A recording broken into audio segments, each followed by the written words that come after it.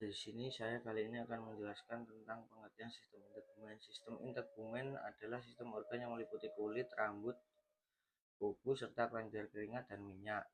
Sistem ini merupakan lapisan pelindung utama bagi tubuh terhadap pengaruh lingkungan luar. Kemudian untuk struktur sistem integumen antara lain epidermis, dermis, dan hipodermis. Untuk yang epidermis terdiri dari beberapa lapisan paling luar terdiri dari jaringan epitel berlapis gepeng, tidak memiliki pembuluh darah, terdiri atas 5 lapisan.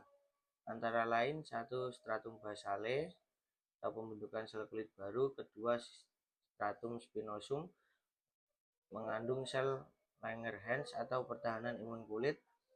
Kemudian stratum granulosum atau proses keratinisasi.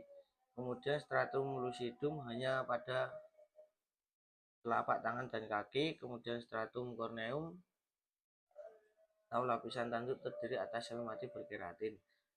Untuk yang kedua, dermis, antara lain lapisan tengah yang kuat dan elastis. Dua, mengandung pembuluh darah, saraf, folikel rambut, kelenjar sebasea atau minyak, dan kelenjar keringat. Ketiga, menyediakan nutrisi untuk epidermis dan berperan sebagai dalam sensasi serta pengaturan suhu. Dan yang terakhir, hipodermis, antara lain lapisan terdalam berisi jaringan lemak dan jaringan ikat longgar, berfungsi sebagai bantalan pelindung, penyimpan energi, dan isolator suhu tubuh.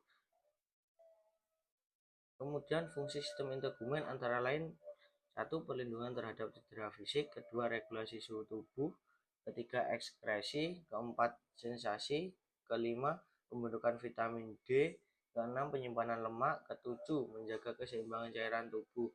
Kemudian gangguan pada sistem integumen antara lain 1. Tinea vesicolor, yaitu tinea vesicolor adalah infeksi jamur superficial pada kulit yang disebabkan oleh jamur Malassezia furfur.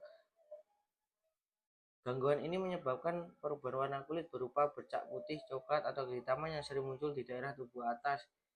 Dan untuk penyebabnya antara lain infeksi jamur Malassezia furfur, faktor predisposisi, iklim, dan lembab.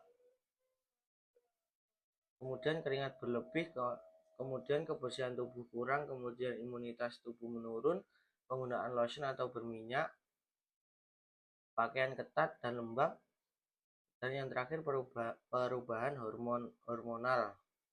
Kemudian untuk patofisiologinya, jamur Malassezia hidup di stratum corneum kulit dan kondisi lembab dan hangat. Jamur ini berubah dari bentuk ragies menjadi bentuk benang miselium yang aktif. Jamur ini menghasilkan asam azelaic yang menghambat pembentukan melanin oleh melanosit. Kemudian manifestasi klinisnya atau tanda-tandanya bercak berwarna putih coklat muda atau kehitaman di kulit, permukaan lacy bersisi halus dan lebih jelas saat digaruk. Kemudian lokasi umumnya antara lain dada, punggung, leher, bahu, wajah, dan lengan atas. Kemudian biasanya tidak gatal tetapi bisa terasa gatal ringan saat berkeringat. Kemudian tidak menular tetapi mudah kambuh. Dan untuk diagnosisnya antara lain 1. Pemeriksaan klinis bercak khas dengan ciri sisik halus. Kedua, ujian KOH atau kalium hidroksida, tampak gambaran spaghetti and meatballs. Kemudian lampu Watt. Dan untuk pengobatannya terdiri dari beberapa macam, antara lain 1. Terapi topikal. Kedua, terapi sistemik. Ketiga, edukasi dan perawatan diri. Untuk edukasi dan perawatan diri antara lain menjaga kebersihan kulit. Kedua, menghindari pakaian ketat dan lembab, gunakan sabun anti jamur, keringkan tubuh setelah mandi. Kemudian hindari pemakaian minyak atau lotion berminyak.